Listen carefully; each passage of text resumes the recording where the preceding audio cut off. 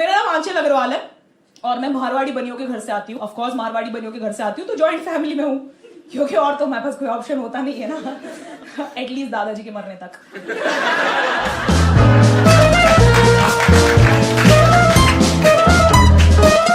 तो मैंने पिछले जन्म में शायद बड़े पाप किए होंगे, तो भगवान ने इस जन्म में मुझे सबसे छोटी औलाद बना दिया जॉइंट फैमिली की। जॉइंट फैमिली की सबसे छोटी औलाद पता है क्या होती है? कर्मचारी। 4 बच्चे होने के बाद वो बच्चे पैदा इसलिए करते हैं कि कौन नौकर रखेगा, 2000 रुपए का नौकर रखे, इससे अच्छा 2 औलादे पैदा करते हैं। इनको 2 वक्त की रोटी डालेंगे और बेवक्त का काम लेंगे। मैं अपने घर की वो नौकरानी थी। और हमारे जो ऊपर वाला जनरेशन था ना, उनके आपस में इतने कलेश थे कि वो बच्चे पालने ही भूल गए। हमारे घर में बच्चे पाले नहीं गए, वो पल गए हैं।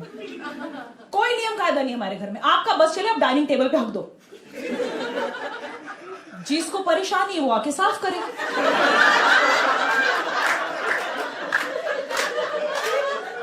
तो हमारे घर में हमारे बच्चे ऐसे ही हो रहे हैं, सब में किसी में कोई तमीज ही नहीं है।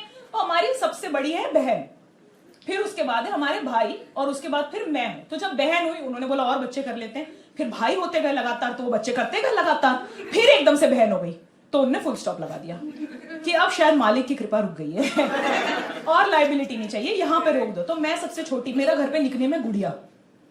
लोग मुझसे बोलते हैं अक्सर कि अरे कितना प्यारा नाम है, किसने रखा है? मैं उन्हें बताती हूँ कि लोग रखना भूल गए थे। मैं एक दिन लंगोट में हक के रो रही थी, तो किसी ने कहा ये किसकी गुड़िया रो रही है, तब से मेरा नाम गुड़िया पड़ गया है। लोग अक्सर कहते हैं कि बड़ी बहनें जो होती है वो आधी माँ हो जाती है। मेरी बड़ी बहन थी पूरी चुड़ैल। इसकी जिंदगी के 2 ही मकसद थे, बचपन में मेरे खिलौने छीनना और बड़े होने के बाद मेरी जमीन। ये मेरे को पिटवा के मजे लेती थी। ये वो औरत थी कि मैं अगर ट्यूशन से घर टाइम पे आती थी ना, तो ये घड़ी आगे बढ़ा देती थी और फिर मेरी माँ को मुझे पीटता हुआ देखती थी। तो हमें हमारी बहन से बड़ी नफरत थी, हम चाहते थे छुटकारा पाना, मैं और मेरे भाई भी। हमारे घर में कोई किसी को कुछ नहीं बोलता है सिवाय हमारे फूफा सा के, वो सबको सब कुछ बोलते हैं। एक दिन शाम को हम लोग सारे घर वाले इकट्ठे हुए थे, फूफा सा घर आए हुए थे, करीब इतने ही लोग, 35। अगर कोई जेनजी है तो 35 is 35 यार, 35 पीपल। पूरा घर नहीं इकट्ठा हो पाया था, कुछ लोग तीर्थ यात्रा पे गए थे। तो हम लोग सारे बैठ के बातें कर रहे थे और बातें खत्म ही नहीं हो रही। मुझे सूसू आ गई। मैं खड़ी हुई, मैंने कहा चलो मैं मूत के आती हूँ। मेरे फूफा सा को बहुत बुरा लग गया। मेरे फूफा सा कहते हैं कि हम लोग मारवाड़ी राजस्थानी घर के लोग हैं, हमारी घर की लड़कियां इस तरह से बात नहीं करती है। मैंने कहा हाँ फूफा साहब सही कह रहे हो, हम मूत के आते हैं। फूफा लोगों को देखा हर चीज में प्रॉब्लम होती है। कढ़ाई में से निकलता हुआ गुलाब जामुन, मेरा फूफा कहता है ठंडा है। मैंने कहा दिखाओ फिर मुंह में लेके। गुलाब जामुन, क्या घटिया लोग आए हैं यार शो में। फिर मेरे फूफा ने बोला कि चलो बात बदलते हैं। मेरा फूफा ने मेरी बुआ को इशारा किया। मेरी बुआ कह रही कि घर का इकलौता जवाई आया है, चाय वाय पिलाएगा कोई? तो मेरी बुआ की नौकर थी मेरी बहन, मेरी बहन की नौकर मैं गई चाय बनाने। मैं बनाने लगी चाय। मेरी बहन ने उस दिन मुझे काम तो बता दिया था, पर आज उसने मुझे पिटवाया नहीं था, तो उसे मुझे पिटवाना भी था। उसने मुझे अंदर किचन में चाय बनाते बनाते सिखा दिया कि कोई तुमसे पूछे तुम कैसे हो तो बहुत अच्छे का मतलब बहनचोद होता है। और मैं सीख गई। कहती तुमसे कोई भी पूछे ये तुम्हें कैसा लगता है, बहनचोद। मैंने चाय बनाई, पूरी ट्रे व्रे में सर्व करी और मेरी बहन लेके चली गई। चाय सबको सर्व करी, उसने सबको पिलाई। फिर सबके सामने मुझसे पूछती है, गुड़िया बेटा देखो फूफा सा कैसे लगते हैं? मैंने कहा फूफा सा तो मुझे बहुत बहनचोद लगते हैं।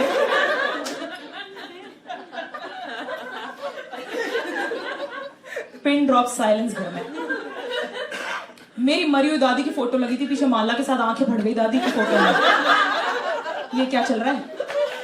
मेरी मम्मी ने मुझे घूर के देखा यूं। मैंने अपनी मम्मी की आंखों में मौत नाचती हुई देखी।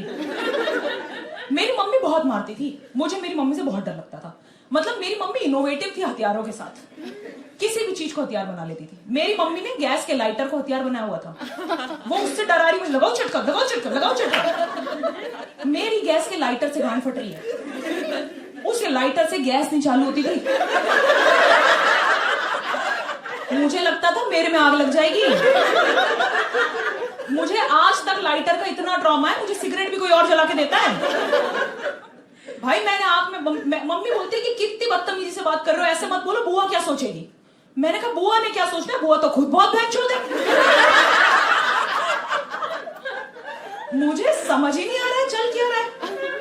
मम्मी कहती है चुप रहो, ये किसने सिखाया तुम्हें। मैंने कहा दीदी क्या बोल रही है सब। उसने मेरे को कान में बताया बहनचोद का असली मतलब। मैंने कहा ओ बहनचोद,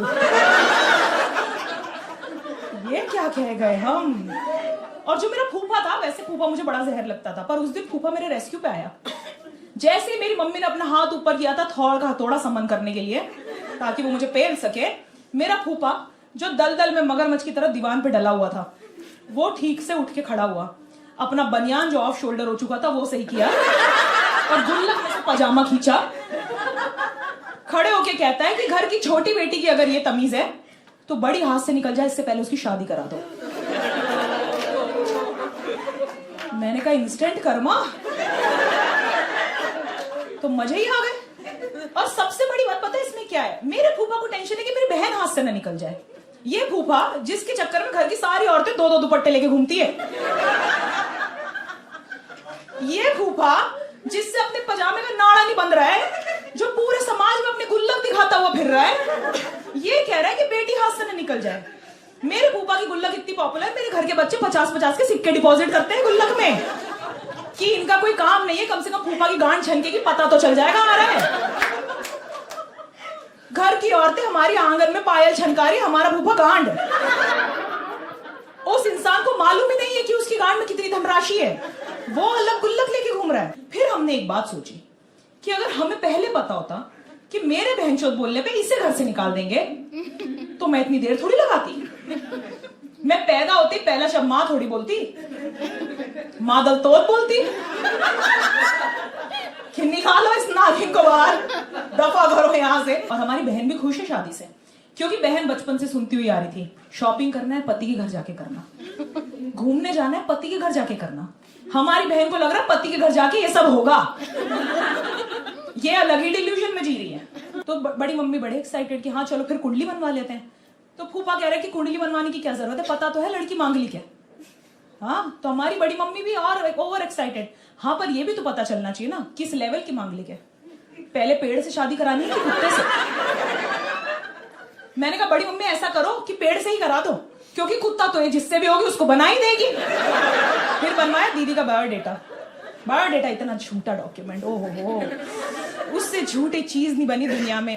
पर इस बायोडेटा पे भी कोई लड़का फंस गया, वो आ गया घर। मैंने उस दिन समझ लिया था कि इस देश में किसी की भी शादी हो सकती है। एक लड़का पागल सा आ गया हमारी बहन को देखने के लिए घर, और लड़का इतना डेस्परेट, वो जेब में सिंदूर की डब्बी रख के लाया था। वो जैसे ही आया उसने मेरी बहन को देखा और देखता ही रह गया। मेरी बहन को देख के वो कहता है कि मैंने आज तक तुम जैसी लड़की नहीं देखी। मैंने कहा तूने लड़की देखी है साले? तो लड़के वाले जब आते हैं ना घर, तो लड़की से मिलने नहीं आते, देखने आते हैं, 3-4 चीजें चेक करने आते हैं। तो पहली चीज हमने अपनी बहन को सिखाई थी कि जब लड़के से बात हो, उसके घर वाले आए तो चुप रहना, अगर शादी करनी है तो अपना मुंह बंद रखिएगा। पहली चीज हमने चेक करी कि लड़की की आवाज अच्छी मधुर है, बोलने में स्वीट है, पर फिर भी गूंगी है कि नहीं है, घर में झगड़े रहेंगे तो चुप तो रहेगी ना। दूसरी चीज हमने चेक करी लड़की के सारे ऑर्गन्स अपनी जगह पे, पेटी पैक है कि नहीं है, अनयूज्ड, सील तो हमारा बेटा ही तोड़ेगा ना। तीसरी चीज हमने चेक करी कि लड़की अच्छी गोरी चिट्टी सुंदर नैन नक्श वाली है कि नहीं है। वो बहुत इंपॉर्टेंट होता है, क्योंकि हमारे यहाँ ना सिंगल हैंडेड रिस्पॉन्सिबिलिटी खानदान का जीन पूल सुधारने की औरत पे रहती है। हमारी बहन बहुत सुंदर थी, क्योंकि हमारे घर के आदमियों ने सुंदर लड़कियों से ही शादी करी है, वो ही जीन पूल सुधार रहे हैं। शादी का कॉन्सेप्ट मारवाड़ी में बहुत सिंपल है, सुंदर लड़की, अमीर लड़का, उस पर थोड़ा दहेज का तड़का, अंग अंग भड़का।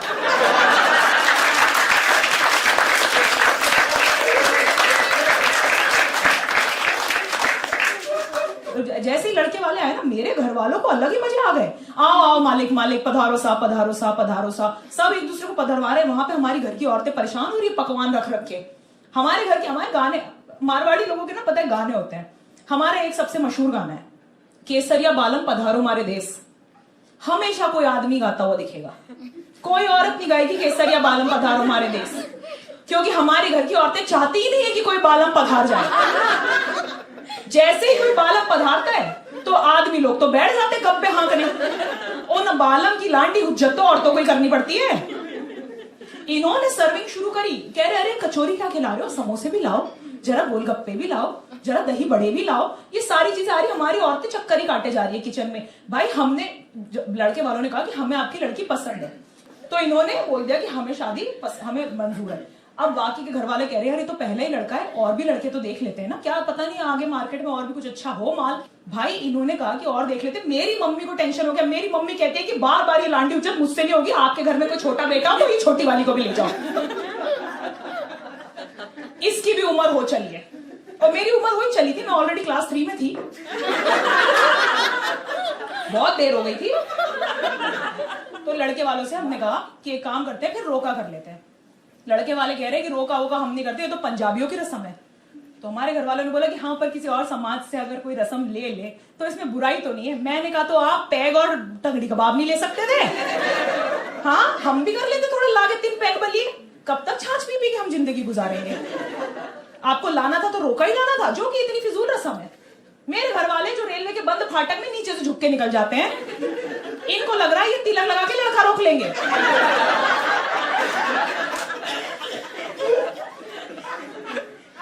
लड़के के घर वाले फिर भी कह रहे नहीं हमने नहीं रोका करना। तो हमारे घर वाले बोला कि ठीक है, फिर अगर आप रोका नहीं करोगे तो हमारी लड़की आपके लड़के के साथ घूमने नहीं जाएगी।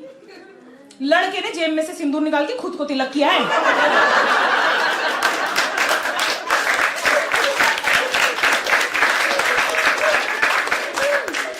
ये लो हो गया रोका। हमने पहले तो अपनी बहन की शादी पक्की कर दी किसी अनजान आदमी के साथ। उसके बाद हमने एड़ी चोटी का जोर लगा दिया कि ये शादी होने तक उसे जान भी ना पाए, क्योंकि हमारे जीजे को लग रहा था कि जब रोके के बाद लड़की घूमने जाएगी तो वो अकेली जाएगी। इसे नहीं पता है कि हम साथ साथ देख के बड़े हुए हैं। हम हनीमून पे भी सब परिवार जाएंगे। हमें लटका रहे सब जगह। हमने लड़के वाले से पूछा कि आपको हमारी बेटी से क्या चाहिए, बता दो भाई, साफ साफ लेन देन की बात कर लेते हैं। तो ये हमारे से कह रहे हैं कि आप अपनी बेटी को बस 2 जोड़ कपड़ों में भेज देना, मर्सिडीज में बिठा के। भाई मैंने और मेरे भाइयों ने अपनी सारी गुल्लकें तोड़ दी। मर्सिडीज तो आएगी, बहन को तो जाना होगा। मेरे बड़े वाले भाई ने मेरे फूफा को उल्टा करके उनकी गुल्लक तोड़ दी।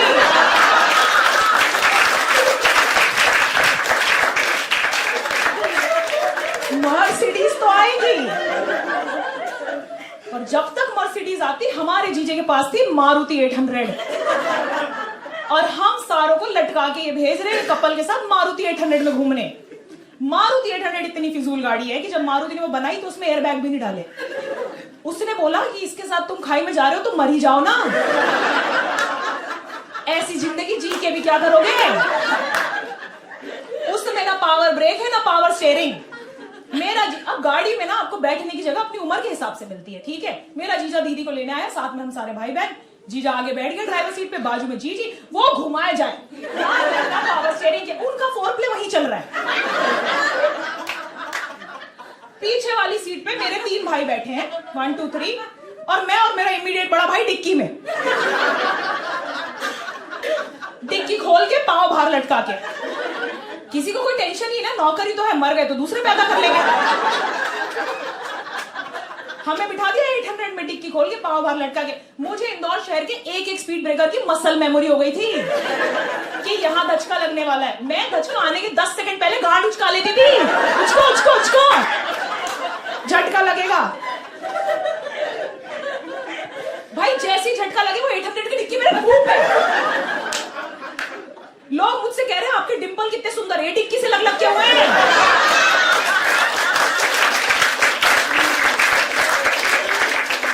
मैं पैदा नहीं हुई थी इनके साथ। भाई पर मेरा जीजा भाई रोमांटिक आदमी था। वो ले गया हम सब भाई बहनों को प्योर वेज रेस्टोरेंट में। वहां जाके सबके सामने मेरी बहन से रोमांस कर रहा है। If I know what love is, it's because of you. मैंने कहा जीजा ji, if you know what opposite gender is, also because of her. मैंने तय किया था कि मैं ये जीजे को सर पे नहीं चढ़ाऊंगी, क्योंकि ये जीजे ही आगे जाके फूफा बनते हैं। दीदी से सबके सामने पूछ रहा है, डार्लिंग गार्लिक नान लोगी क्या? मेरी जीजी कह रही है कि गार्लिक नान ही ले लो, पूरी पलटन को लेके आए और तो कुछ ले नहीं पाओगे। अब इंसान मिलके आया था तो फोन पे बातें तो करनी है ना, लैंडलाइन का जमाना था।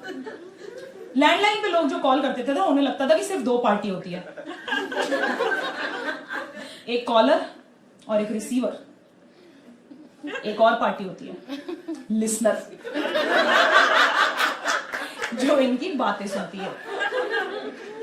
मेरे जीजे ने मेरी बहन को कॉल किया, मेरी बहन ने फोन उठाया, कॉर्डलेस फोन था हमारे घर में, रजाई ली और कोने में चली गई। इसे लग रहा है कोई नहीं सुन रहा, बिग बॉस सब सुन रहे हैं।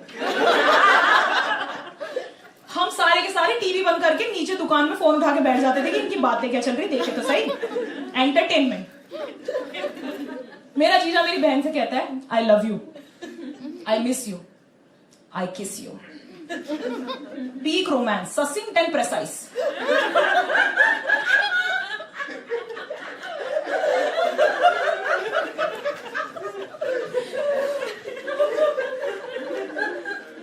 उधर से मेरी बहन कह रही है I love you too, I miss you too. हम सारे चिल्लाए आई किस यू टू मत बोल देना, प्रेग्नेंट हो जाएगी पागल हो। जैसे ही हमने ये बोला, हमारी मम्मियों को लगा कि सेक्स एजुकेशन देना पड़ेगा बच्चों को। कहती है सेक्स एजुकेशन देना है। मैंने कहा हाँ बताओ किसको देना है। कहती नहीं हम तुमको देंगे। फिर हम दोनों बहनों को बिठाया कमरे में और कहती है कि ज्यादा सेक्स करने से 3 तरह की बीमारियां हो जाती है। एक होती है हर्पेश, एक होती है गिलहरियां, एक होती है चिलमेडिया। मैंने कहा अच्छा। कह रही है शादी करने के बाद फटाफट से सेक्स करके एक बेटा पैदा कर लेना, उसके बाद ज्यादा सेक्स मत करना, ज्यादा सेक्स करने से हर्पेश होता है। मैंने कहा मम्मी हर्पेश सिर्फ गुजराती लड़के के साथ सेक्स करने से होता है।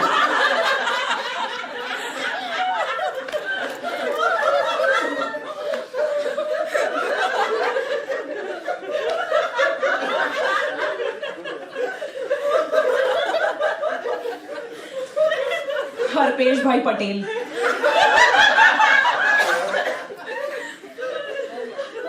तो ये औरतें ताने मारने पे उतर आई यार। कहती अच्छा फिर पंजाबी लड़के के साथ सेक्स करने से क्या होता होगा। मैंने कहा हरपिंदर। अब शादी की शॉपिंग भी होती है ना कोई चीज, ट्रूसू, आजकल ट्रूसू बोलते हैं, पहले तो ऐसे 2-4 कपड़े डाल के भेज देते थे। हाँ ट्रूसू। ट्रूसू शॉपिंग में ना एक बहुत इंपॉर्टेंट आउटफिट होता है। हाँ लहंगा नहीं, लहंगा nightie. Nightie is a very important outfit for a wedding. क्योंकि सुहाग रात पे एस्थेटिक्स मेंटेन करने की जिम्मेदारी सिर्फ औरत पे ही होती है। कोई तो एस्थेटिक मेंटेन कर, उस रात डिसाइड हो जाता है कि इस रिलेशनशिप के पावर डायनेमिक्स क्या होंगे। हाँ तो नाइटी दिलाना बहुत जरूरी, क्योंकि आदमी तो हमारे रूपा के जांघे में ही आ जाते हैं, वो भी गलत जगह छेद वाले। भाई कुछ आदमी तो डिक्सी की फ्लोरल प्रिंट अंडरवेयर में आ रहे हैं, पता ही नहीं चल रहा चद्दर कहां शुरू हो रही है और आदमी कहां खत्म। वो लेटा लेटा बैकग्राउंड में मर्ज हो गया है। मैं तो जीजा के बहुत मजे लेती थी। मैंने दीदी को चल लिया, मुझे घर पे बहुत डांट पड़ती थी कि बेटा जीजा जी को ऐसे परेशान मत किया करो, जीजा जी के मजे लेते रहते हो, कुछ ऊंच नीच हो गई कल को अपनी बहन उनके घर पे दी हुई है। मैंने कहा उनके साथ कुछ ऊंच नीच हो गई तो अपनी बहन उनके घर पे दी हुई है। हमें हमारे जीजे का टेंशन था। हमने जीजे को इमरजेंसी लाइन दे रखी थी कि जीजा कुछ कल को ऊंच नीच हो जाए फोन कर लेना, हम उठाएंगे नहीं, पर सुन के खुशी होगी कि हम अकेले ही नहीं थे जिसका कट रहा था, इस दुनिया में और भी है इसके शिकार। हाँ जीजे के मैंने जीजे को एक दिन फोन किया। मैंने कहा जीजा जी घर आओगे क्या दाल बाटी खाने। तो जीजा जी कहते कि हाँ आएंगे, बिल्कुल आएंगे, क्यों नहीं आएंगे। मैंने कहा तो फिर आते आते दाल बाटी लेते हुए आना।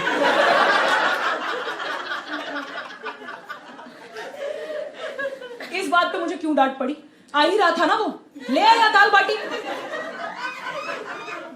एफिशिएंसी कोई चीज होती नहीं होती है भाई। वो आदमी लेकर आया दाल बाटी, हमारे पास जोमेटो राइडर नहीं होते थे ना यार, अपनी अपनी जुगाड़ खुद करनी पड़ती थी। वो आदमी दाल बाटी लेकर आया, दाल बाटी के साथ लेकर आया फूल पत्ते गुब्बारे। मैंने कहा ये ऑर्डर मेरा नहीं था, इसका पेमेंट मैं नहीं करूंगी। वो कहता है कि नहीं ये तो मैं आपकी दीदी के लिए लेके आया हूं, उन्हें प्रपोज करने के लिए।